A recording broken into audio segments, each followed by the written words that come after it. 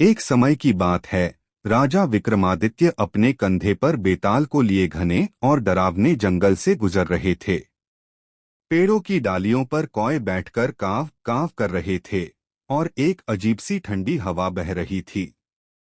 बेताल मुस्कुराया और बोला, राजन, आज की कहानी साधारण नहीं है। इसमें 3 सत्य छिपे हैं और यदि तुमने एक भी उत्तर गलत दिया तो मैं फिर उड़ जाऊंगा। विक्रम ने गंभीर आवाज में कहा, बोल बेताल, मैं तेरी परीक्षा के लिए तैयार हूं।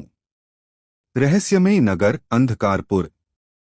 कई साल पहले अंधकारपुर नाम का एक नगर था। उस नगर में एक विचित्र नियम था। जो भी व्यक्ति महल के दरबार में झूठ बोलेगा, उसकी परछाई गायब हो जाएगी। क्योंकि नगर के बीच में सत्यकुंड नामक एक प्राचीन झील थी जिसमें देवताओं का आशीर्वाद था। वहां की राजकुमारी मालविका बहुत बुद्धिमान और न्यायप्रिय थी। उसने राज्य में झूठ और धोखे को जड़ से मिटाने का प्रण लिया था। 3 अजनबी और एक अपराध। एक दिन राजमहल में 3 अजनबी आए। एक व्यापारी, एक सैनिक, एक साधु।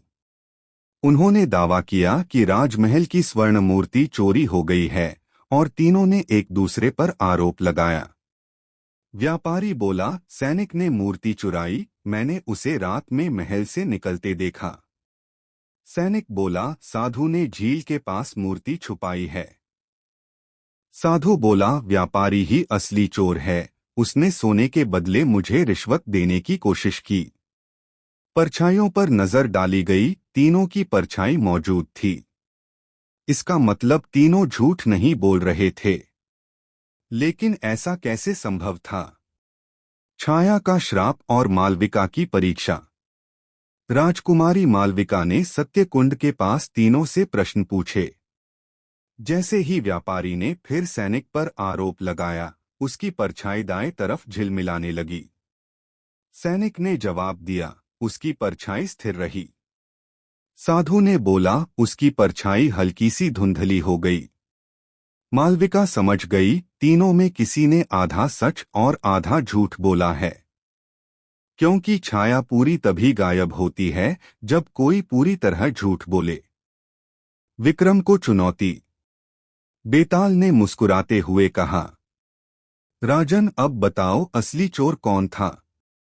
ध्यान रहे, तीनों में से एक ने पूरा सच कहा, एक ने पूरा झूठ और एक ने आधा सच बोला है। विक्रम ने गहराई से सोचा, फिर बोला, व्यापारी ने झूठ बोला, उसकी परछाई डगमगाई। साधु ने आधा सच कहा, इसलिए धुंधली हुई। और सैनिक ने सच कहा, उसकी परछाई स्थिर थी। इसलिए चोर व्यापारी ही था। बेताल की हंसी और 3 सत्य।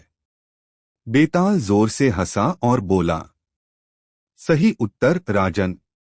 3 सत्य यही थे। झूठ की छाया कभी स्थिर नहीं होती। आधा सच भी एक तरह का छल होता है।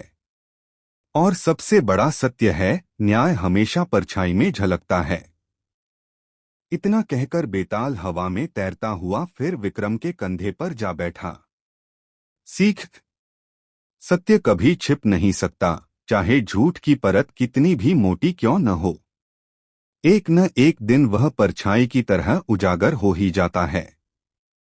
Please like, share and subscribe our YouTube channel.